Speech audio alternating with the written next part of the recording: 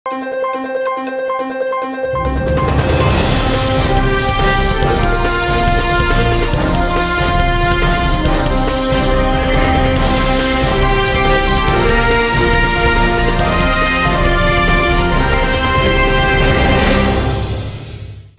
శివాబీ news కు స్వాగతం. నా పేరు మహేశ్వరి. ఈనాటి వార్తల్లోని ముఖ్యాంశాలు.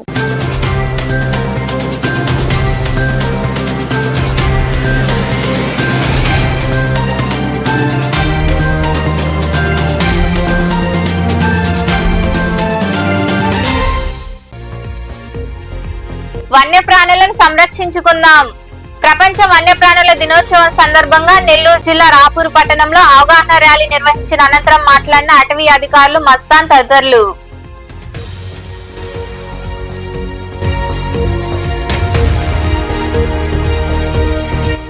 ప్రజలపై చెత్త పన్ను విధించిన ఘనత వైకాపా ప్రభుత్వానిదే.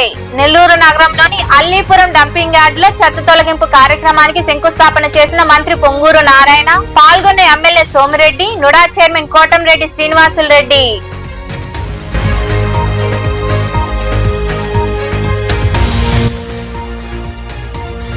దూరంలో ఉన్న పాఠశాలకు వెళ్లి చదువుకోలేరు. వాకాడులోని కార్యాలయాల్లో తహసీల్దార్ రామయ్య, ఎంపీడీఓ శ్రీనివాసులకు వినతి పత్రాలు అందజేసి సమస్య విన్నవించిన స్థానికులు.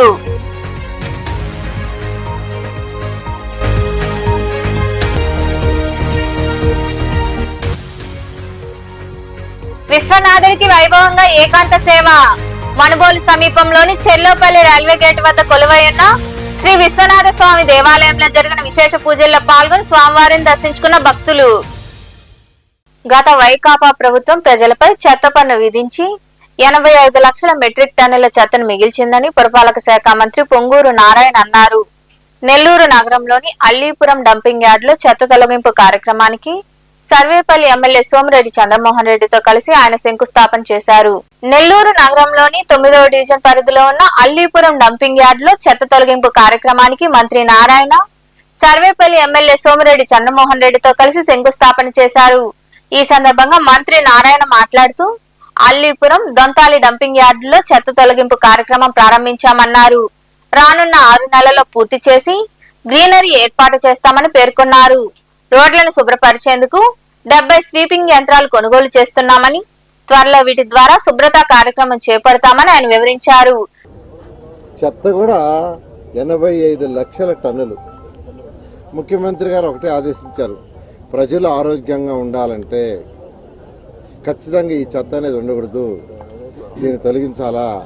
రేపు వచ్చే అక్టోబర్ 2వ తేదీకి ఈ రాష్ట్రంలో 85 టన్నులని యాక్చువల్గా లేకుండా చేయాలని, దాన్ని బయోమైనింగ్ సిస్టంలో చేయాలా. అంటే దీన్ని తీసుకుపోయి ఎక్కడంటే అక్కడ వేయట్లేదు, దీనికి ప్రాసెస్ చేసి దీంట్లో రాళ్ళు కానీ రప్పలు కానీ ఇటువంటి అన్ని మట్టి ఉంటే దాన్ని సపరేట్ చేయాలా, ప్లాస్టిక్ చెక్కలు ఏంటి సపరేట్ చేస్తారు.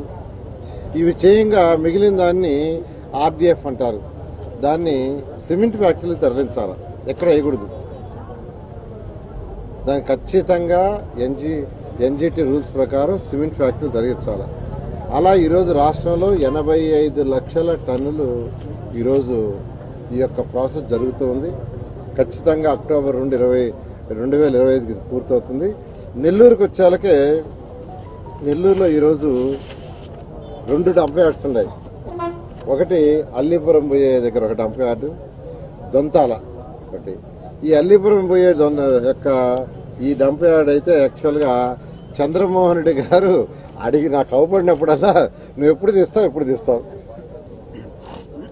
అసెంబ్లీలో అయినదే, సెక్రటరీలు అయినదే, లేదా నా పార్టీలో కలిసినదే, ఫంక్షన్లో కలిసినదే, మీరు ఎప్పుడు తీస్తారు.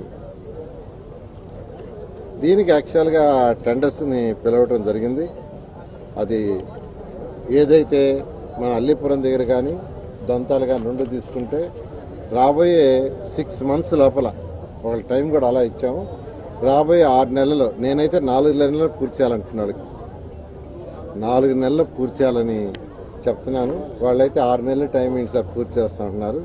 ఖచ్చితంగా ఈ రాష్ట్రంలో ఉన్న వైఎస్ఆర్సీపీ చెత్త ప్రభుత్వం, చెత్త పన్నేసిన చెత్త ప్రభుత్వం వదిలి వెళ్ళిన చెత్త 85 లక్షల టన్నుల్ని రాబోయే 2025 అక్టోబర్ 2వ తేదీ ఖచ్చితంగా పూర్తి చేసే విధంగా పథకాలు రచించి టెండర్లు పిలిచి ముందుకు పోతున్నాం. ఇందులో ఆల్రెడీ అయితే ఈ ప్రభుత్వం రాగానే దాదాపు 30 లక్షల టన్నులు క్లియర్ చేసాం. 85 లక్షల్లో 30 లక్షలు క్లియర్ అయిపోయింది. ఇంకపోతే మిగిలిన 55 లక్షలు ఉంది. ఆ 55 లక్షలు కూడా ఖచ్చితంగా టార్గెట్ ప్రకారం చేస్తామని తెలియజేస్తున్నాను. నిన్న బడ్జెట్లో కూడా యాక్చువల్గా దీనికి కొంత ఫండ్ కూడా పెట్టడం జరిగింది. అయితే ముఖ్యమంత్రి గారు దీనికి ఫస్ట్ ప్రయారిటీ ఇస్తున్నారు. అదేవిధంగా గత ప్రభుత్వం తీసుకుంటే వాళ్ళు చేసిన అవకతవకలు, ఫైనాన్షియల్ అవకతవకలు బహుశా భారతదేశంలో ఏ రాష్ట్రం ఎప్పుడు చేసి ఉండదు. 10 లక్షల కోట్ల అప్పులు వదిలేసి వెళ్ళిపోయారు. ఆ అప్పులు కూడా ఇష్టం వచ్చినట్టు చేశారు. దానికి ఒక లెక్క పక్క ఏమీ లేదు. నా డిపార్ట్మెంట్ తీసుకుంటే మున్సిపల్ డిపార్ట్మెంట్లో మొత్తం అస్తవ్యస్తం. ప్రజలు కట్టిన పన్నులు, ఇంటి పన్నులు, వాటర్ ట్యాక్సెస్, తర్వాత టౌన్ ప్లానింగ్ కావచ్చు, అన్ని తీసుకుపోయి సిఎఫ్ఎంఎస్లో పెట్టి అక్కడి నుంచి డైవర్ట్ చేశారు. కానీ మున్సిపల్ చట్టంలో కేంద్ర చట్టం. ఈ కార్యక్రమంలో నుడా చైర్మన్ కోటంరెడ్డి శ్రీనివాసులు రెడ్డి, ఉప మేయర్ రూప్ కుమార్ యాదవ్, నగర కమిషనర్ సూర్యతేజ, మున్సిపల్ మాజీ చైర్పర్సన్ తాలపాక అనురాధ, బాలాజీ తదితరులు పాల్గొన్నారు. అంతరించిపోతున్న అడవి జాతుల సంరక్షణపై ప్రజల అవగాహన కలిగి ఉండాలని డిప్యూటీ రేంజ్ అధికారి మస్తాన్ తదితరులు సూచించారు. ప్రపంచ వన్యప్రాణుల దినోత్సవం సందర్భంగా రాపూర్ పట్టణంలో అవగాహన ర్యాలీ నిర్వహించారు. నెల్లూరు జిల్లా రాపూర్లో ప్రపంచ వన్యప్రాణుల దినోత్సవం ఘనంగా జరిగింది. మద్దిలమడుగు ప్రాంతంలో ఉన్న అటవీ శాఖ కార్యాలయ అధికారులు ఈ కార్యక్రమాన్ని నిర్వహించారు. పట్టణంలో ప్రజలకు అవగాహన కలిగిస్తూ ర్యాలీ చేపట్టారు. ఈ సందర్భంగా డిప్యూటీ రేంజ్ అధికారి మస్తాన్ తదితరులు మాట్లాడుతూ అంతరించిపోతున్న అడవి జాతుల ప్రాణులను సంరక్షించుకునేందుకు ప్రతి ఏడాది మార్చి 3వ తేదీన ప్రపంచ వన్యప్రాణుల దినోత్సవాన్ని నిర్వహిస్తున్నామన్నారు. ప్రజల అవగాహన కలిగి వన్యప్రాణులను సంరక్షించాల్సిన బాధ్యత కలిగి ఉండాలని వారు వివరించారు. ఈ సందర్భాన్ని గుర్తు చేయాలన్నటువంటి ఆలోచన మీద అటవీ శాఖ ఈరోజు నడుం బిగించి ఈ కార్యక్రమాన్ని నిర్వహిస్తుంది. ముఖ్యంగా ప్రపంచ వన్యప్రాణుల సంరక్షణ దినోత్సవం అంటే మనం ఈరోజు తల్లుల దినోత్సవం, తండ్రుల దినోత్సవం, సోదరుల దినోత్సవం అని రకరకాలైనటువంటి దినోత్సవాలను ఎందుకు జరుపుకుంటున్నామంటే మనం మన బాధ్యతని మర్చిపోయి తల్లిదండ్రులను కూడా మర్చిపోయేటటువంటి పరిస్థితుల్లో ఒక ప్రత్యేకంగా సంవత్సరంలో ఒక రోజును ఆ దినంగా మనం నిర్వహించుకుంటున్నాం. అదేవిధంగా ఈ రోజు ప్రపంచ వన్యప్రాణుల దినోత్సవాన్ని జరుపుకోవడానికి ముఖ్య ఉద్దేశం వన్యప్రాణులను కాపాడాలన్నటువంటి ఒక దృఢ నిశ్చయం మనందరి మీద మన బాధ్యతగా ఉంది. కాబట్టి ఈ విషయాన్ని ప్రజలందరికీ మరొకసారి గుర్తు చేయాలన్నటువంటి ఆలోచనతో ఈ రోజున ప్రతి సంవత్సరం మార్చి 3వ తారీఖున ప్రపంచ వన్యప్రాణుల దినోత్సవాన్ని జరుపుకోవడం మన ప్రపంచ వ్యాప్తంగా నిర్ణయించినటువంటి దినం. ఈ ప్రపంచ వ్యాప్తంగా ఈ కార్యక్రమాన్ని నిర్వహించుకుంటున్న భాగంలో ఈ నెల్లూరు జిల్లా అటవీ శాఖలో కూడా ఈ కార్యక్రమాన్ని జిల్లా అంతటా జరుపుకుంటున్నాం. అందులో భాగంగా ఈ రోజు రాపూర్ రేంజ్ లో కూడా ఈ యొక్క కార్యక్రమాన్ని నిర్వహిస్తున్నాం. మనం ముఖ్యంగా గమనించుకోవాల్సినటువంటిది ప్రజల సంరక్షణ ఎంత ఎప్పుడే బాధ్యత ఉందో అదేవిధంగా వన్యప్రాణుల సంరక్షణ, వాటిని కాపాడాల్సినటువంటి బాధ్యత కూడా ప్రజలందరి మీద ఉందని సందర్భంగా తెలియజేస్తున్నారు. ఈ కార్యక్రమంలో అటవీ శాఖ అధికారులు కాజా రసూల్, సిహెచ్ చంద్రశేఖర్ తదితరులు పాల్గొన్నారు. తిరుపతిలోని రాక్మ్యాన్ ఇండస్ట్రీస్ లో హీరో ఫ్యూచర్ ఎనర్జీస్ మొట్టమొదటి గ్రీన్ హైడ్రోజన్ బ్లెండింగ్ ప్లాంట్ ను సీఎం చంద్రబాబు ఉండవల్లిలోని నివాసం నుండి వర్చువల్ గా ప్రారంభించారు. హీరో ఫ్యూచర్ ఎనర్జీస్ చేపట్టిన ఈ ప్రాజెక్టు పారిశ్రామిక అవసరాల కోసం పిఎన్జి, ఎల్పీజీతో గ్రీన్ హైడ్రోజన్ బ్లెండింగ్ కు సరికొత్త విధానాన్ని అనుసరిస్తుందని సీఎం చంద్రబాబు వివరించారు. With our PEM electrolyzer from Ohmium, powered by solar energy, we are generating 25 tons of Ohmium, Technica's Reunidas, and above all, the government of Andhra Pradesh for making this vision a reality. Always for any innovation, there must be proof of concept. That is where you put up the best example you have shown. From the beginning, I am projecting energy sector reforms. Always I used to think not only energy reforms, how to go. As you rightly mentioned, I entirely agree with you. All industries. How to use that? In this means petrol, diesel, with the sea. From district administration side, from the side of the state government, we are committed to making things easier for you, faster for you, and if any support is required anytime, under the leadership of our Honorable Chief Minister, we are always there to partner with you to make things easier for you and to achieve common shared goals. It's very difficult to have a vision and then move through to execution. And of course, there are many more people to thank for what we have to see here as a first today between state dignitaries and officials of Andhra Pradesh, but also local critical people in Tirupati to make this possible.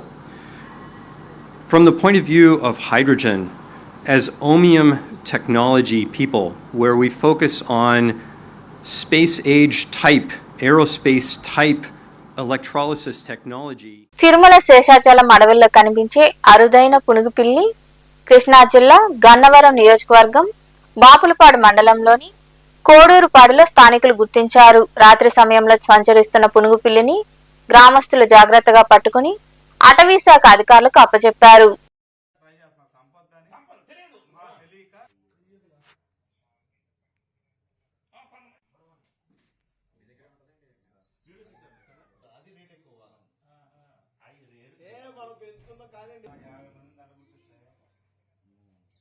ఈ పులి పిల్లని చెప్తే ఏంటని చూస్తే దగ్గరికి వెళ్తే పిల్లలు అందరూ ఎగబడుతున్నారు. ఏంటని ఎగబడుతున్నారని వెళ్తే దీన్ని ఏం చేసామంటే వలేసి చంపుకోకుండా వలేసి తీసుకొచ్చి బోర్డులో పెట్టి దీని పరిస్థితి ఏంటని పై అధికారులకి ఇన్ఫర్మేషన్ ఇచ్చాము.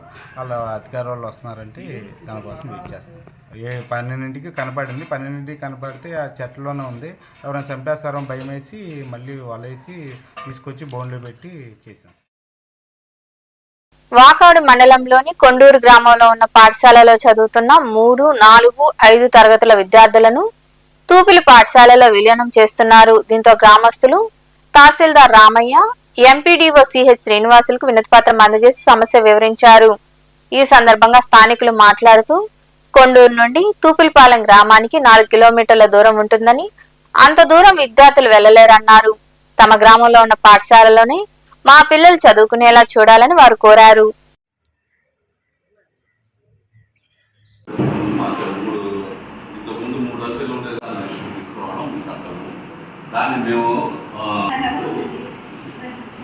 గవర్నమెంట్ ఆల్రెడీ డెసిషన్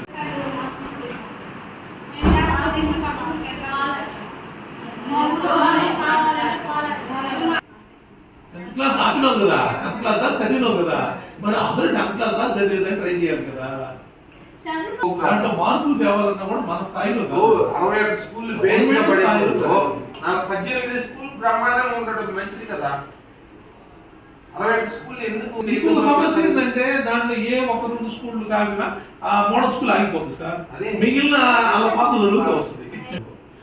మీకు అంటే ఆ క్యాలిక్యులేషన్ అనేది మీకు తెలియదు కదా. గవర్నమెంట్ ఏంటంటే ఉమ్మడి నెల్లూరు జిల్లా మనుబోలు సమీపంలోని చెర్లోపల్లి రైల్వే గేటు వద్ద కొలువైయున్న శ్రీ విశ్వనాథ స్వామి దేవాలయంలో సోమవారం రాత్రి స్వామివారికి ఏకాంత సేవ అత్యంత వైభవంగా జరిగింది. వేల కొలది స్వీట్లు, పండ్లతో విశ్వనాథుని విశేషంగా అలంకరించారు. శివరాత్రి ఉత్సవాల్లో భాగంగా స్వామివారిని ప్రత్యేకంగా అలంకరించి పూజలు చేశారు.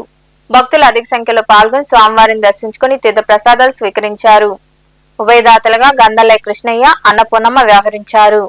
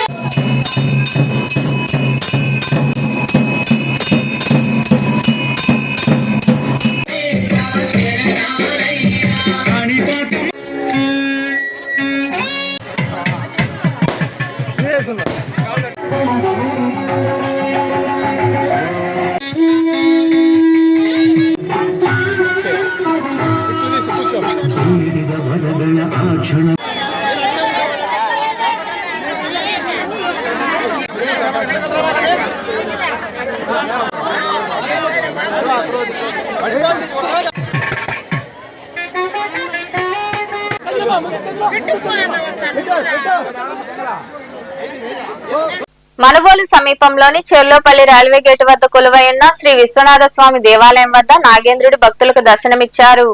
స్వామివారి వద్ద ఉన్న చెట్టుపై నాగేంద్రుడు ఉండడంతో భక్తులు అక్కడికి చేరుకుని నాగేంద్రుడికి విశేష పూజలు చేశారు.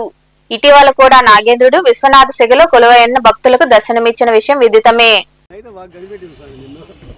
ఇదిగో నీకు నాకు చాలా బంధాలు నన్నే ఉండబాకు. శివాయ ఓం నమ శివాయ ఓం నమ శివాయ ఓం నమ.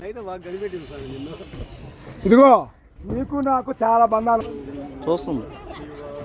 ఓం నమ శివాయ ఓం నమ శివాయ ఓం నమ ఓం నమ శివాయ ఓం నమ శివాయ హర హర మహాదేవ. తుంపలు తెగ ఓం నమ శివాయ ఓం నమ శివాయ ఓం నమ శివాయ ఓం నమ శివాయ ఓం నమ శివాయ ఓం నమ శివాయ ఓం నమ శివాయ ఓం నమ శివాయ హర హర మహాదేవ. శంకర ఓం నమ శివాయ. మా మీరు హర హర మహాదేవ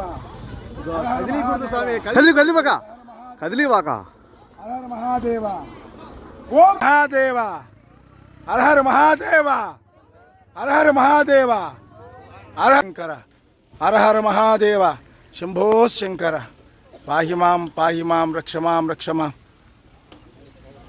హర హర మహాదేవ హర హర మహాదేవ హర హర మహాదేవ హర హర మహాదేవ.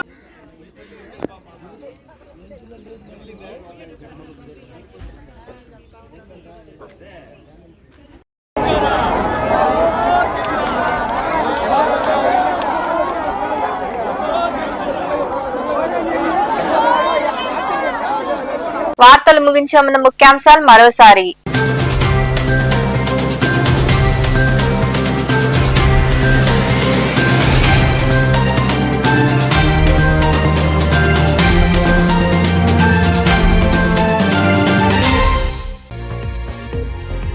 వన్యప్రాణులను సంరక్షించుకుందాం.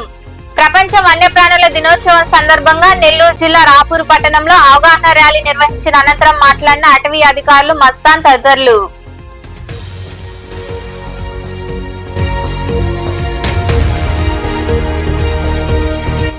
ప్రజలపై చెత్త పన్ను విధించిన ఘనత వైకాపా ప్రభుత్వానిదే. నెల్లూరు నగరంలోని అల్లీపురం డంపింగ్ యార్డ్ లో చెత్త తొలగింపు కార్యక్రమానికి శంకుస్థాపన చేసిన మంత్రి పొంగూరు నారాయణ, పాల్గొన్న MLA Somireddy, NUDA chairman Kotamreddy Srinivasulu Reddy.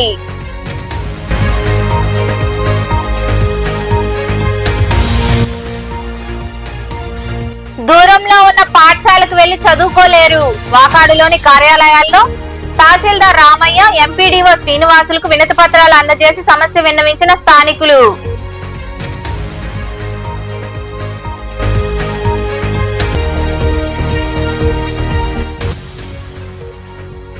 విశ్వనాథుడికి వైభవంగా ఏకాంత సేవ. మనుబోలు సమీపంలోని చెల్లోపల్లి రైల్వే గేట్ వద్ద కొలువైన శ్రీ విశ్వనాథ స్వామి దేవాలయంలో జరిగిన విశేష పూజల్లో పాల్గొని స్వామివారిని దర్శించుకున్న భక్తులు.